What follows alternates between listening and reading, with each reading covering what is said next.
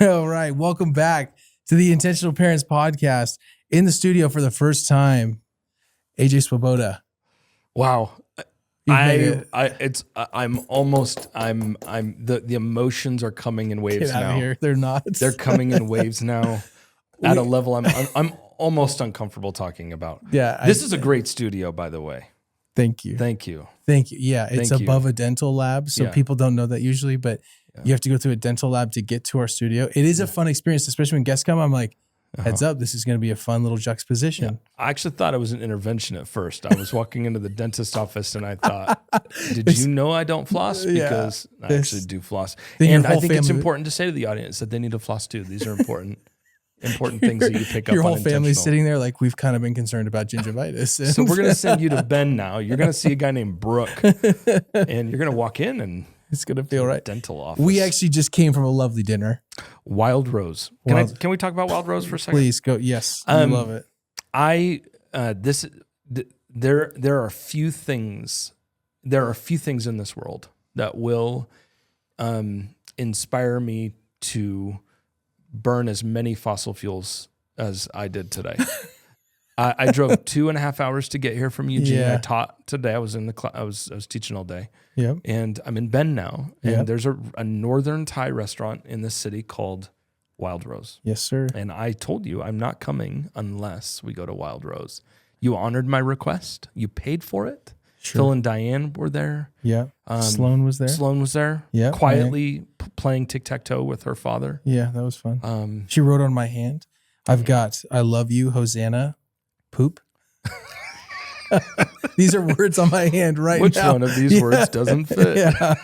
Anyway, these are, sorry. That's just the realness of life. But keep going. Yes. So we ate. We are here. And Brooke, it's a delight to see you. I think I told Phil and Diane, I said that there should be an incentive, like a system at play where I could get royalties for the amount of people that I have turned on to Intentional, because I tell everybody to listen to the awesome work that you guys do. So it really is an honor to be here. It's great to be in Bend. Thanks for the great food, but mostly it's great to be with you, friend. Oh, yeah. Equal. Yes. I was just telling you off camera. So appreciate you and respect you. And you are a madman with your writing skills, because we're here to actually talk about yet another book that you wrote, which is, it's exciting. I'm excited that it comes out April 29th. It does. Next week. Which is next week. And I'm going to hold it here. Yes. A Teachable Spirit here. If you're watching on YouTube, go check it out. But A Teachable Spirit comes out April 29th. I'm excited to talk about, we're going to talk about this. This is going to be the excuse of us talking, but I promise already and commit to many rabbit trails as per usual. I'm here for the journey. But I know your rabbit trails are often prophetic and profound, where maybe others are not.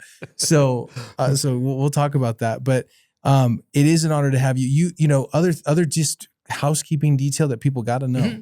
You are now in the running for being the other most interviewed person on this podcast. Outside of, I think Sally Lemos takes the cake still. But I just want to say, it is an honor having you back every time. It's always a gift. It's really fun. So you're almost, you know, SNL, how they have like the 5-timers club. Yep. Yeah. I'm not there yet. No, I think we need to get something like that. Yeah. Okay. Be a fun. Yeah. I see you cooking. This feels good. Feels right. It feels right. Yeah. Sorry, Sarah. I'm right behind you. Sarah, right? Sally. Forgive me. Sally. Yeah. I'm coming for you. Be careful. She actually doesn't live too far from her house. We could stop by her house tonight and just. Well, we could record 3 episodes today, and then she's been taken. She would love that. Yeah, I'm sure she'd love that. Yeah. Okay, A Teachable Spirit. I want to talk about this because, you know, books come from places, lived experiences.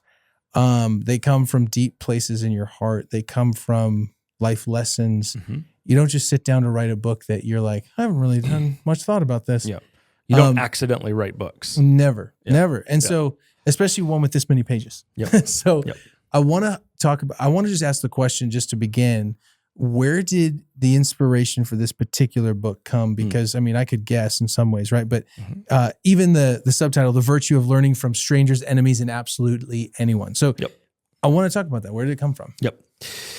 I was on by the way, I was yesterday in an interview, and the podcast interview said to me, AJ, there's 3 things that Americans really have a hard time saying. Okay. Three things that Americans really, really struggle to say. He said, I'm sorry, I'm wrong, and Worcester sauce is the third one, which is difficult to say. Which you is true. The third one's really hard. But the second of those 3, I'm wrong, is not a distinctive American phrase, is it? We are not good at saying I'm wrong. Mm-hmm. We're not good. We tend to be, as a people, fairly confident in what we know, and self-assured and self-taught and self-knowledgeable. I don't need anybody. I can teach myself. I'm a savant. I'm a prodigy. The story actually behind this book comes from a couple of years ago. I was watching the news, and there was a story of a young woman, 25, 30 years old, who had been caught. She was in the political world. She was not a politician, but she worked for a politician, and she had gotten caught up in this kind of nefarious. She got in trouble for doing something she shouldn't do. Nobody got hurt, but she did something that was illegal. So in the news, she's 25, 30, she's young in her career, and I was watching as she is giving her like personal statement in the courtroom, and she is just shattered with like regret and sadness and brokenness. I made a mistake. I've learned from this. I'm a different person. And these are not like crocodile tears. She's really broken over what she's done. And she's saying, I'm learning from this, and I'm not going to do it again. And I got really emotional listening to this young woman you never see people be humble in public anymore. Mm-hmm. Yeah. Good point. You just don't see it. It's so rare now to see like a moment of public. The ancient Jews, like when you would repent, you would rip your clothes and put ash on your head, and you'd wander the streets and weep openly. We don't do that really as a culture. Like we don't. And I was watching this woman just experience like she was learning a hard lesson. That night, I probably did the dumbest thing. I got on social media, and I was expecting, kind of hoping that there would be this general kind of public outpouring of like, look at this young woman who's like learning. It's beautiful. It's good. And I watched for an hour as everybody on the other side of the political spectrum just heaped it on her. I mean, dunked on her, tarred and feathered her. It was, and I, like, she shouldn't have done this. She should have listened to us. Had she listened to us, this wouldn't have happened. I'm sitting there looking at this juxtaposition of these two experiences of a young woman being humble, broken, contrite, and a culture that's shaming her for her willingness to say that she's been wrong. And I had this sentence that popped into my head that we have become a culture that demands repentance, but we shame people who actually do it. Oh, wow. And it was this, I realized like watching this, like this is why we don't want to be humble anymore. Yes. This is why we don't want to be teachable. This is why we don't want to be, as Christians, I mean, as a follower of Jesus, I'm terrified to be a teacher. I'm terrified to be taught, because I'm afraid, like, if I'm teachable, am I going to lose my power? Am I going to lose my witness? Like, will people think I don't know enough and I'm not certain enough, and these sorts of things? Our culture has done a fabulous job of shaming people into certainty. And I think the way of Jesus, it is the secret sauce. And that God in this moment in time in America, with ideological entrenchment and polarization and two parties that are just killing each other and heaping bombs at one another, ideological bombs to one another, there's a different way. Yeah. And the different way is a community of people that cultivate together the virtue of being teachable people. That it is actually not only safe to be teachable, but it's like the goal. It's the like when Jesus invites us to follow him, come and learn from me. This yoke I give to you. Being a Christian is the journey of being a learner. It's being a teachable human being who is open to God correcting us, people correcting us, learning from surprising sources, all because we worship a guy who says, I'm the way, the truth, and the life. To follow Jesus is to follow the truth. So that's why I wrote the book, is this idea of like we are shaming each other into certainty. And the Christian way is, it's just got to be different. Well, and a form of protection. Like one of the reasons we almost don't want to be vulnerable or, honest is because it's almost like, because the dynamic you're pointing out. How would you define what a teachable spirit is? Yeah. Tell me that. Kind of funny. Years ago, let's go back into the treasure troves of AJ Swoboda's. Yes, I would love a good early story. Years. Pre-beard? One of the first Pre-beard? Pre-beard. Okay. Beard. Pre-beard. No, not pre-beer. Pre-beard. Pre-beard. Facial hair. One of the first books I remember reading as a brand new Christian was this book by J. Oswald Sanders called Spiritual Leadership. Yes, of course. It's such a good book. Awesome book. I still use it actually for some of our interns at the university and the church I go to. Fabulous book. Kind of nerdy. The language is totally 1960s. But it is very helpful. It's fabulous. Yes. And I remember reading that, and he has a whole chapter in there on being a teachable person. A good leader is a teachable person. And that always stuck with me. I was kind of gravitated towards that the first time I read it. And when I was researching this book, I did a deep dive in like the Christian literature scene, and like no one has written on this. It's like this I don't know how to describe it. It's like a theme that has never really been like dug down into. And I was shocked. How many times have I heard people say, be a teachable person, be a teachable person? And I did a deep dive, and I finally found where it looks like that phrase came from. Okay. A teachable person, that idea of teachability. And it comes from a sermon John Calvin preached on Deuteronomy 10. Calvin, one of the reformer Calvin, right? Voracious preacher, loved to preach. Voracious learner too. When you read his sermons, he's quoting from biology and like literature and history, and he's like this savant of a guy. He's preaching the Bible, but he's doing it by bringing all the good stuff.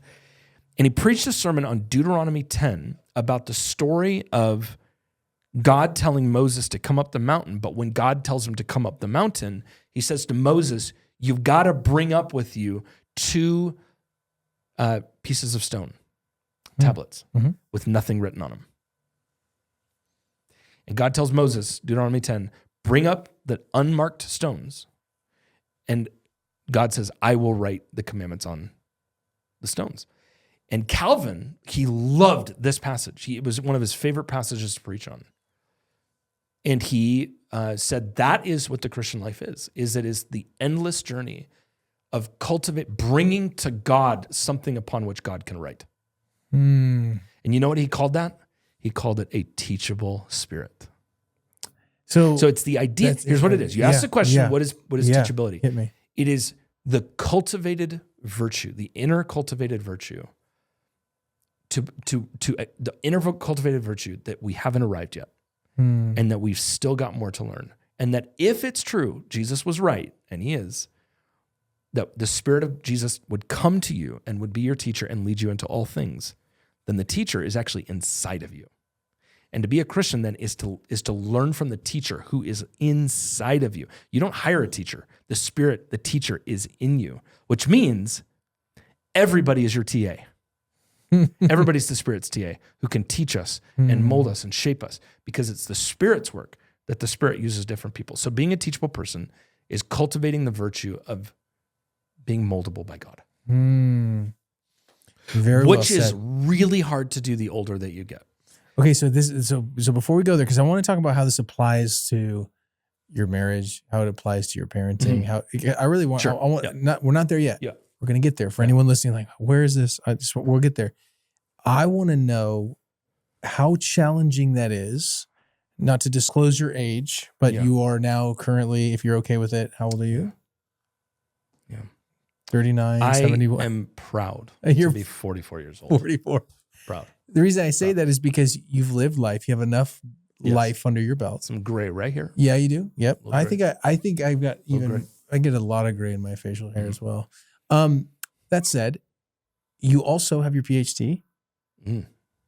And you also teach at a college level. You're out of college. Yeah. You've also started your own church, taught, still teach all the time, write, have an authority and a voice in different things. You've thought about stuff. I'm saying all that, giving all that background to say, it would seem to me that you've done this already and you don't need to still be teachable. Now, that's me saying this from a place of like, if I'm looking at you, knowing all the stuff that you do, I don't think you need this as much. Yeah. But you're also, interestingly enough, probably one of the more teachable people I've ever met. Yeah. Even with all that stuff. So I know I see you squirming, but I'm trying to give all that to say, this is really interesting that you're writing about this. I love this. Yeah. I'll be really candid with you. I'm actually I'm a pretty arrogant guy. I've never experienced it, but well, of course you haven't, because I'm good at making you think that I'm not.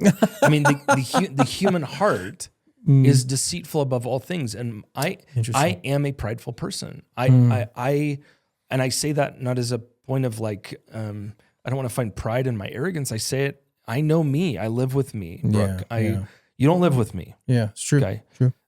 We text from time to time, and they're majestic texts when they're done. But I can tell you that my heart very often is extremely hard and thinks, I know I don't need to learn from that person. Yeah. I don't have anything to learn from that person who I perceive to be less than me or inferior to me. This actually, the older that I get, the more important teachability becomes, because what happens as we grow older is we increasingly are surrounded by people that are younger than us.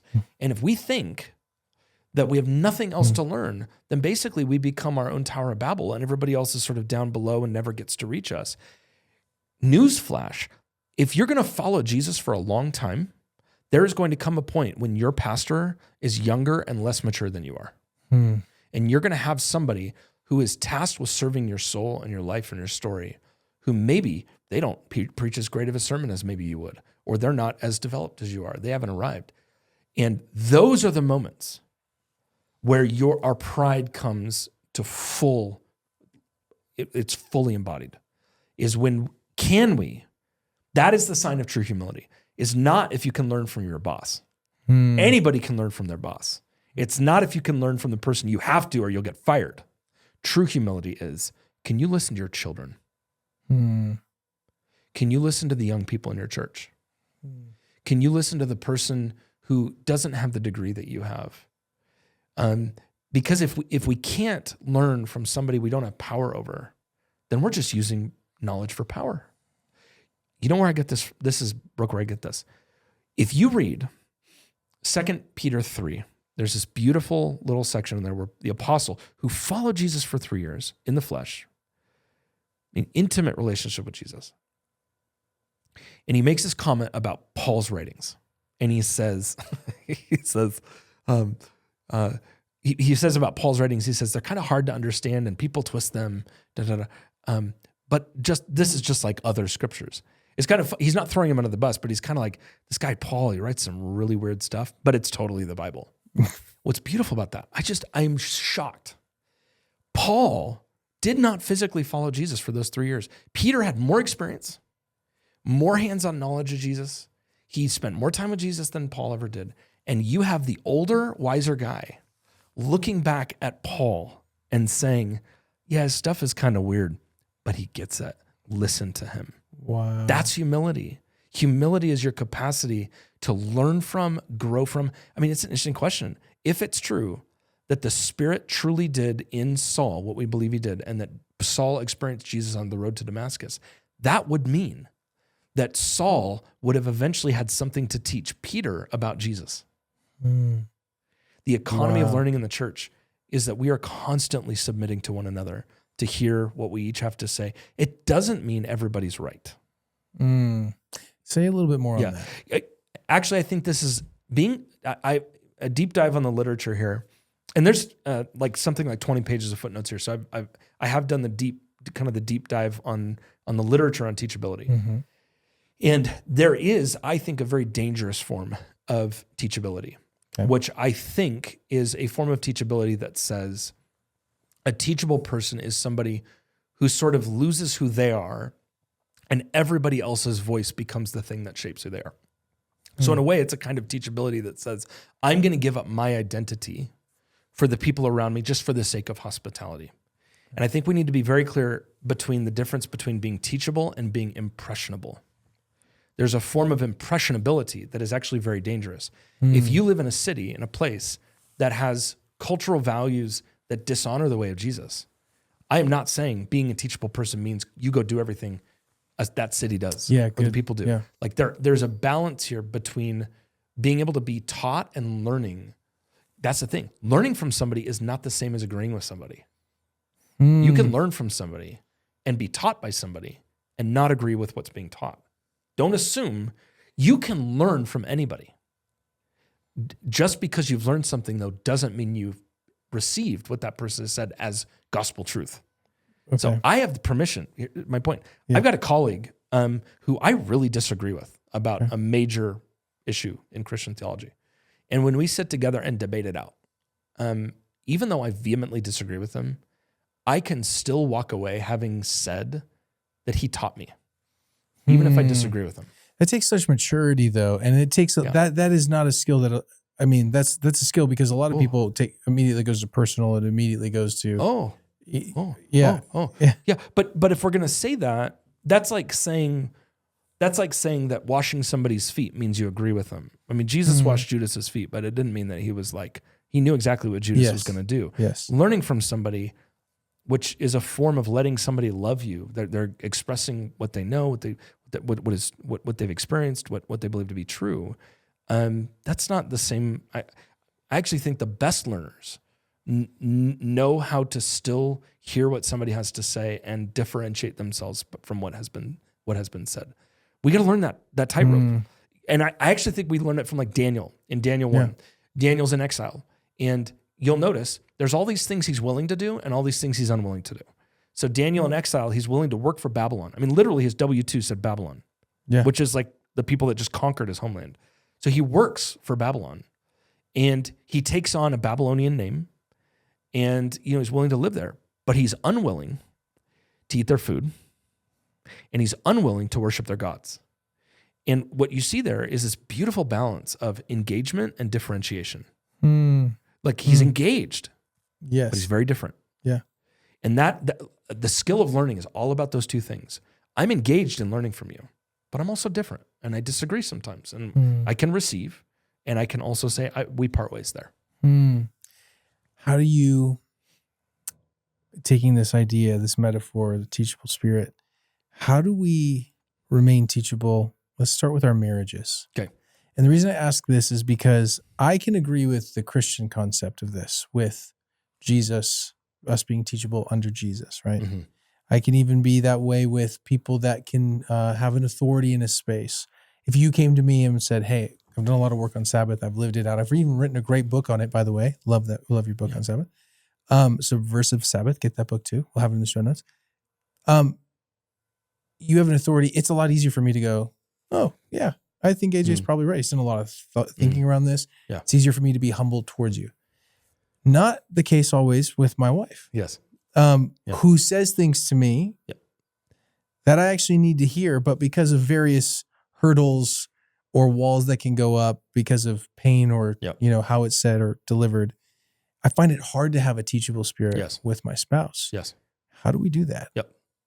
So underneath that, I'm just being vulnerable in my own life. Yeah. Underneath my and our unwillingness to learn from our spouse. Yes. Yeah. Is that in the end we have an idol of wanting to win. That we want the one-upmanship. We want to be able to say, I won that one and you lost. As a teacher, Brook, tell me. I experience a lot of students that come into my classroom who are really hesitant to want to learn, and specifically learn from a Christian. And part of the reason that I think we're terrified to learn from in the classroom from a Christian or whatever is that life has taught us that if I'm willing to learn something from you, I'm giving up my power. Like if I learn something from you, that means you're going to take that and you're going to say, I told you so. Which we have all had bad teachers who used shame as the means of teaching. Yes, I think that's where it goes. Yes, keep going. We've Say more. all had experiences Yeah. where we learn from somebody and then they made us feel really bad for not having known that thing. Yes. Good teachers never teach through shame. I think in marriage, because it's so vulnerable and we know each other's junk, it's really, I want to learn from people that I can like say like, I learn from somebody, but you don't have any power over me. Or I want to learn from somebody and be able to say, I want to get it from somebody, but be able to pretend like I got it myself. But in marriage, when you humbly submit to your spouse and listen to them say what it's like living with you, then there is no room for pride. Like you have given up any stake to the record of rights. And because we have so many records of wrongs and so many records of rights, and we want to win, we are living the civil war in our mind of like, well, I want to finally have the power. Do we actually believe that Genesis 2 is the Bible or not? Is it true that my wife is actually my helper? Well, who helping who do what? Right? Why would God send a helper? I think God sends me a helper because isn't it interesting that the Spirit is also called the advocate or the helper in similar ways? God sends people to hold us to covenant and life and flourishing and love. Do I actually believe that God sent her into my life? Or is she just a pathway for me to have a happy family, a pathway to look like all is well? I actually have to accept the fact that I believe my beautiful wife, Quinn, was created by God, the person who put the rings around Saturn, to make me a deep human being. And marriage is so difficult because in Christian marriages, God takes a man and a woman who are so fundamentally different from one another. Yes. And he says to them, I'm going to bring you together and create life out of the difference. Life can only come out of the difference. Life cannot come out of the same. It can only come out of the difference. And Brooke, when you love somebody who is so fundamentally different than you, I mean, why, God, would you do this? Well, it turns out that God does this because it's like the lifelong plan for discipleship. Because having to love somebody that's different than yourself is God's way of helping you to become like Christ, to become like God. So do I actually believe that this woman, this man, is my helper or not? Or do I see them as an annoyance or not? And at the end of the day, I choose to see my wife as God's help for me.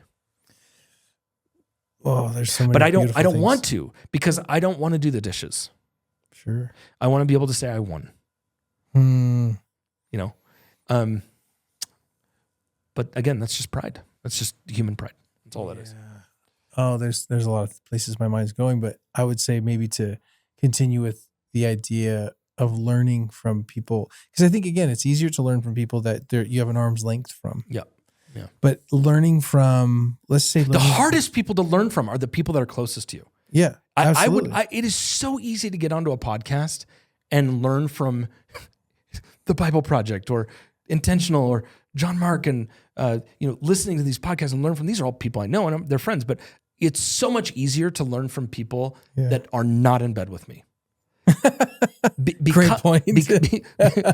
Because to learn from them, I don't have to admit my naivete and that I'm unformed. Yeah. But when I learn in front of somebody who I live with, I have to show them my humility. The greatest parents, who was it? I don't remember. I think it was my therapist. I don't remember who it was who said, of all the years of studying kids who had the most formative home lives, what is the one thing that he has seen across the board that has led to children being formed and discipled into the way of Jesus? And he said, being in a home where the parent is willing to say to the child, I'm sorry, and I was wrong. And he said, that single attribute of a parent to repair when they've done wrong will move over, Awanas. That single thing will transform a child's life to have a humble parent.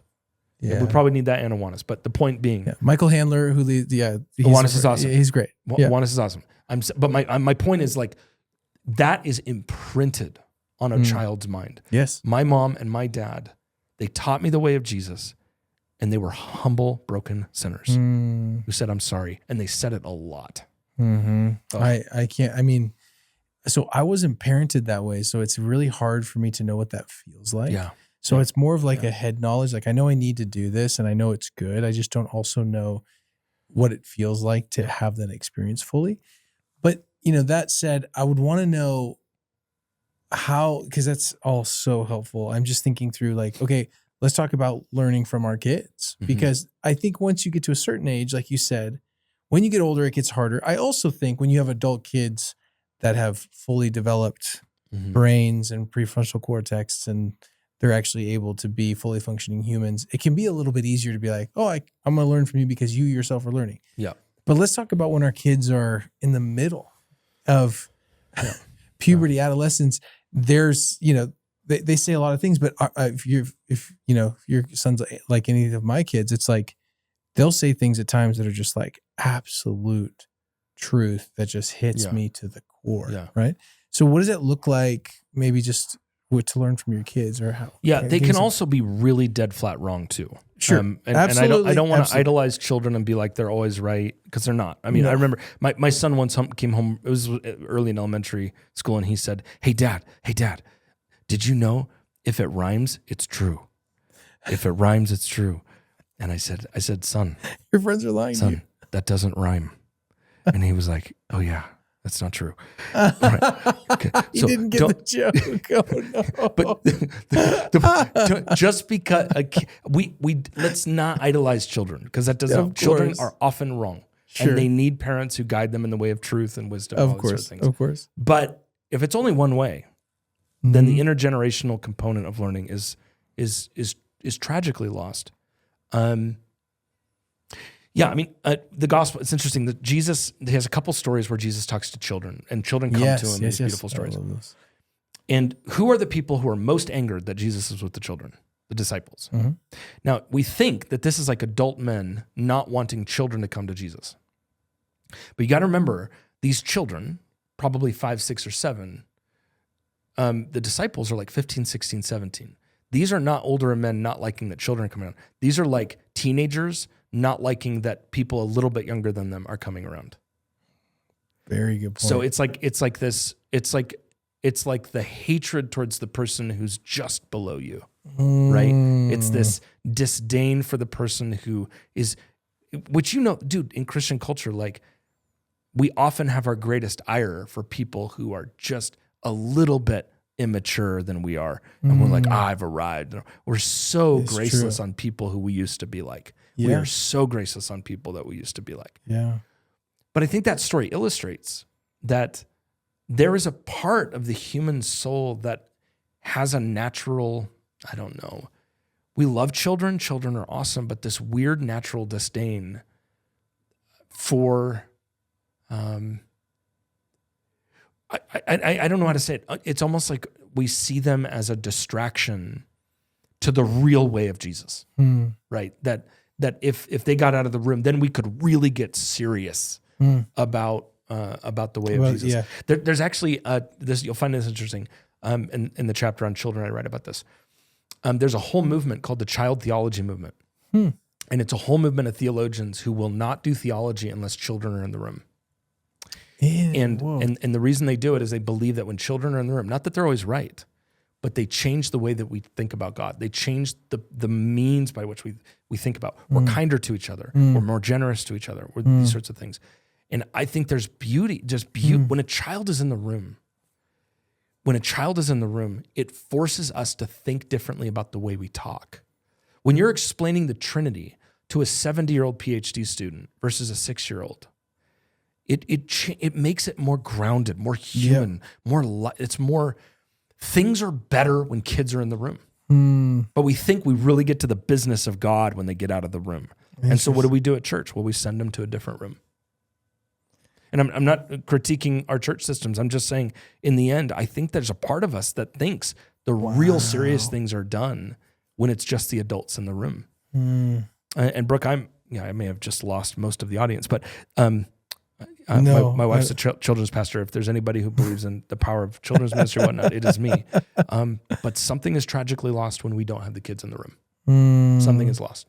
There's beauty. Well, I think there's a lot of churches, even I know our church and churches we've led, like we will have the kids in there for most of the worship time or different parts of the gathering on purpose for families to be able to worship together or experience that, or sometimes the whole thing. It just depends. But yeah, I completely agree. And I think that it is challenging because you have the systems that you're fighting against, the cultural pieces. Thanks for the clarity on obviously, the misconception or that idea where we can actually idolize children. I want to know how we create this, because as I'm hearing you, I so respect not only the work you do, but the work you've done in this. And what I love about all the things that you write are the things that you're living. I really respect that about you. And the only person good to answer that would be my son. So you can say that. I appreciate you saying that. Yeah. But I'm curious if my son would say that. Because it's one thing to wax eloquent in a podcast studio with a friend. Sure. It's another thing to have your kid actually say, what's true. Oh, sure. Absolutely. I would hope that he would say the same thing. We're in these fun stages right now with all of our kids where, we have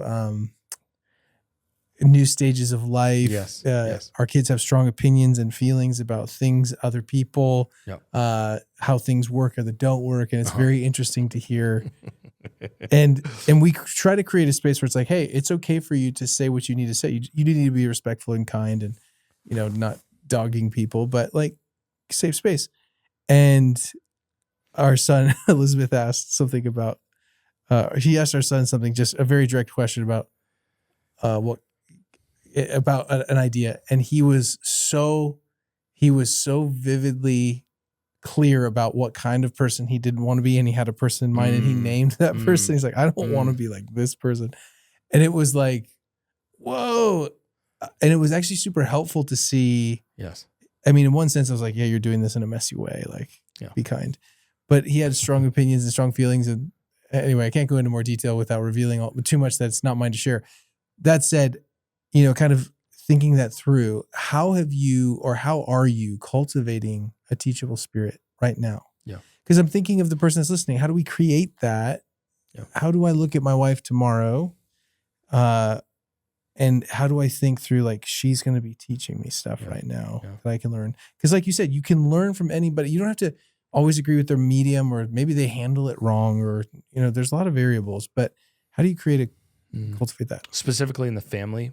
I would say let's in general, how do you do that? I mean, because in general, the teachable spirit, I think, is a posture of heart. It's a posture of how you move through the world. Yes. And I think that will then apply to family. It will reach everything. So I would just say in general. Yeah. I have, in the book, I think it's, the chapters are outlined basically as different groups of people that we need to learn to listen to or learn from, be teachable by. A chapter on experts. Like, can we learn from experts? A chapter on the dead, learning from people who've gone before us. Oh, yes. I love a chapter on strangers. People. Yes. A chapter on culture. Like, can we learn from culture? A chapter on learning from children. A chapter on, there are all these different kind of places where we can learn that are traditionally places I'm fairly convinced a lot of Christians are really scared to learn through, those avenues by which we're kind of terrified to learn through. I have just found that asking. Well, this one actually it is about the family, and it's a new question that I've been asking my wife and my son in our family. I don't ask it all the time because I don't want to ask it all the time, but it is pretty often that I will ask my wife or my son, "What is it like to live with me?" Oh gosh, I knew you were going to ask. Oh. I think actually the last time we were together, I mentioned that, but that question is such a vulnerable question because you're essentially handing somebody the microphone to say whatever, the people that most know you. And they're both very gracious human beings and are very kind to me. But when you hear what it's like to live with you and you hear, like my son, I love my son. like to hear him describe how hard it is that his dad often doesn't use words, but uses hints and body language. And to have him describe, Dad, it's really hard to have to decode what you're trying to say to me. Right. Ooh, yeah. Yeah. Like there's, that gets into my own, family of origin and things I learned from my dad and his dad and these sorts of things. If you regularly ask the people closest to you, what is it like to be in relationship with me? That will put you in a posture of being teachable. I could say read a bunch of books. I could say listen to a bunch of podcasts. No, just do it. But more, the relational element is what humbles the heart more than anything. I think, how do you prepare yourself? Thank you for sharing that, by the way. Yeah. And I so agree with that. And the times that I've been brave enough, because I think it takes a certain level of bravery and courage from the Holy Spirit to ask that question and be ready to hear it. I've always taken away wonderful fruit, but it's painful, right? It's painful because ultimately it's those parts of you that are there that you kind of want to hide or just even want to pretend for a while if you can that they're not real or they're not as bad as you think they are. But to come face to face with it is important. How do you prepare for that kind of, feedback? Because I think there's a lot of people that, AJ, it sounds great. And they're listening, they're like, AJ, this is wonderful. There's no way in the world I'm doing this with my spouse or anyone else. Like there's no, I can't deal with that. Right. How do you prepare for it? How do you prepare to because I think what you're talking about is good, but I think there's a lot of people that need a step before that potentially, or maybe maybe what is that general awareness that we need to begin to have to even ask a question that is that strong? Yeah. Yeah. I think we prepare for that by reading the Gospels. Because when you read the words of Jesus, you are reading somebody who's getting up into all of your stuff. And John Calvin, he said the essence of a Christian is a teachable person. When you get around Jesus, does what he say actually change the way you think and live? Or do you brush past it as though you're reading a dead guy from 2,000 years ago? I think if we regularly put our hearts and our minds in the words of Christ and we allow him to work on our narcissism, our self-centeredness, we live in a world with 6 billion people and everybody thinks they're the center of the universe. When you constantly put your head and your heart in the hands of Jesus, he starts working on you. And I think if you are teachable before the Lord, that will prepare you to be teachable with humans. So I would say begin today. Yeah, I think it might not be wise to just go straight to your child and say, what's it like living with me? Yeah, that may not be wise. But maybe what would be wise is open up to Luke 5 and John 7 and Matthew 16. And in the quiet, let Jesus start correcting you on your own sin. And if you do that over time, it softens the heart. It just softens the heart. Will get you used to the idea that you're not as infallible as you can think that you are, that you believe you are. That's right. That's right. I completely agree. I just think even as someone who thinks about this, lives in this, agrees with this, what you're saying, even about asking, what's it like to live with me? Agrees with that. I still find it very hard to ask that question because I am honestly fearful of what's going to come out. Yeah. Because if it's been a bad week or a bad month, I think, am I going to be able to handle that? Yeah. Am I at a space where I can handle that and not just let it become an argument or let it become, basically like a defensive mechanism where I just let my defenses fly. React so quickly. Yeah, reactionary moment. And so I think that is brilliant though. If you're sitting here listening to this, or if you're on a drive or on a run or on a walk, or you're one of those wonderful people that watch this on YouTube, I would encourage you, ask that question. Find the right time, make space for it. Find a time when there's not a lot of other activities or things that can get in the way, or maybe not right before you have to be somewhere and ask the question. Yep. Create space. Can I close with an image? Yes, please. Can I close with an image? In the ancient world, there's a little section in the book where I talk about this. In the ancient world, if you were one of the early church fathers, Augustine, Athanasius, Eusebius, church historian, if you were, we could go through a list of deep thinkers in the early church. This is one of the things a lot of people don't know about their writing careers, like Augustine, is that in the ancient world, when you were a theologian or a church father or writer, or church mother, or whatever, when you would write, the last book you would write would often be what was called your retractations. You would name all the things you've been wrong about. In fact, one of the last books Augustine ever wrote is called Retractations, in which he essentially fillets his theology. And he's like, I've been wrong about here's all the things I've been wrong about. It's his last book. Wow. It's his last book. And many of the church fathers did this. It was their last book because you didn't have Substack, you didn't have social media. So you would end your career by just summing it up. These are all the things I've been wrong about. And man, when you think about that, the humility, the chutzpah, the guts that it takes to end your life, not as a prideful, arrogant, self-secure, perfected human, but you go into glory publishing your failures. That's so beautiful. Right? Yeah. What if that was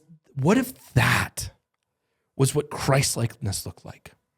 Is that we learn and we grow and we're taught our whole life.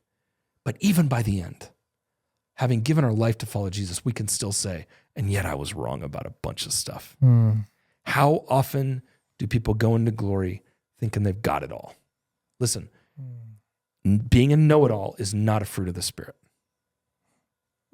We got to stop pretending that it is. There is one know-it-all, and it is the triune God, Father, Son, and Spirit, and he's not taking offers to be replaced. Yeah. I think you're landing this in a beautiful place, but I do have another question that just came up while you're saying all this, because we are fighting against this unique thing in culture that's not ever happened before, where you have a lot of people that project being experts on so many things with very little lived experience and just a snapshot of information that they've taken and they can package it in a great way.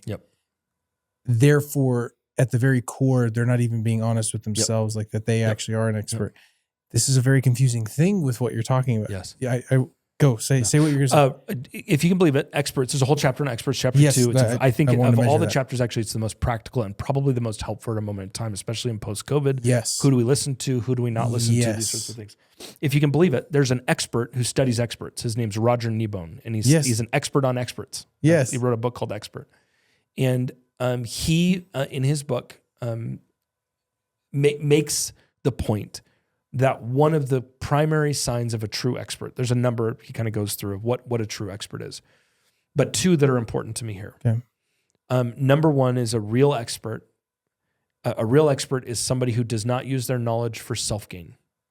So if you're listening to somebody on social media who claims to be an expert, and right afterwards there's a link to ways that you can endlessly support them, not that doesn't mean that they're an expert, just be suspicious. So be suspicious of the person who uses knowledge as a means towards self, But I think the second thing is a true expert is somebody who regularly says that they're wrong. Because the false expert can't discern the difference between truth and what they think. But the true expert knows that truth is always greater than whatever they think. Yes, sir. So the mark of a real true expert is humility. And that it doesn't lead to, it's weird in a political world, like it's so funny how people will say the phrase, this is the most important election in history. And then right afterwards, they'll use that as a power play, or it's an expert will give some quote and then use it as a way to get you to vote for somebody. And I just think truth transcends those political lines. And if we're using truth to just build our political party, that's a pretty darn good sign that we are less interested in truth than we are in building our brand and our thing. So a true expert regularly models the the humility towards their knowledge. Mm. In a world where everybody has expert knowledge and they can find expert knowledge, we all think we're experts.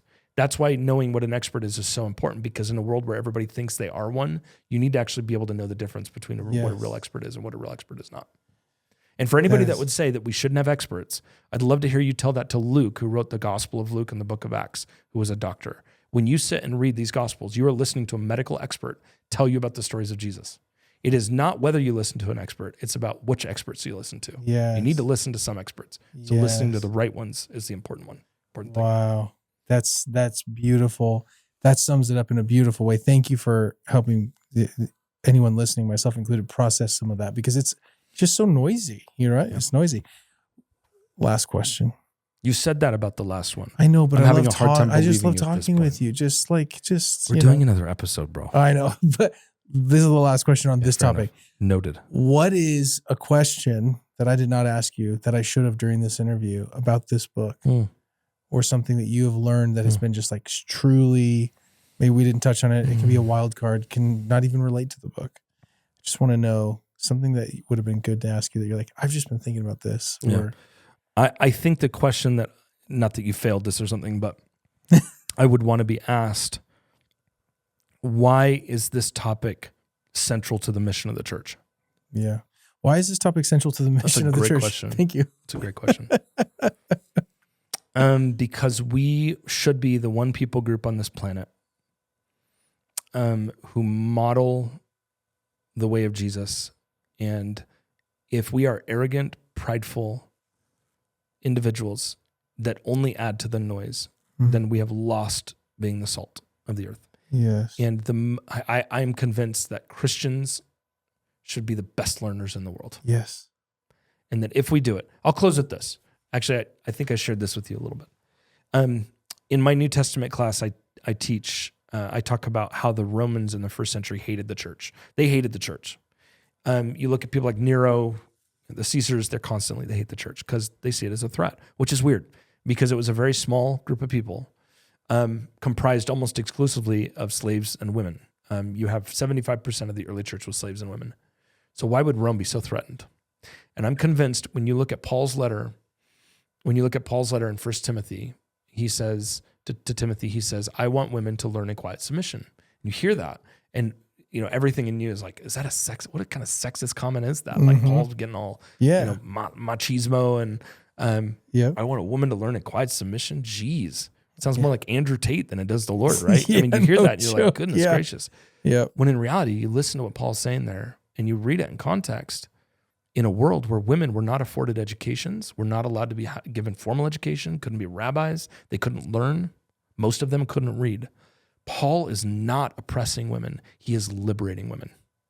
And he is teaching a whole new generation of women, go pick up a book and read, and do so humbly and in submission to the Lord and God's people. And I think that right there, that one line, is I think why Rome was so threatened by the church, because it was the most compelling learning community the world had ever seen. And I want to bring it back. AJ. That's the why. Thank you. Yeah. This has been brilliant. Pick up a Teachable Spirit. Where can we find more information about wherever what you're doing? You buy books? But if you can buy it from a ma and pa store in your town, please do that. But otherwise, you can go to the Empires. And if you're buying on Amazon, please leave a rating and review for you. It's always helpful to give. Great. It's just part of the world we live in. But AJ, per usual, come back again. Maybe the next episode. Yeah. So grateful for this conversation. Thanks, bro. Thank you. Thanks.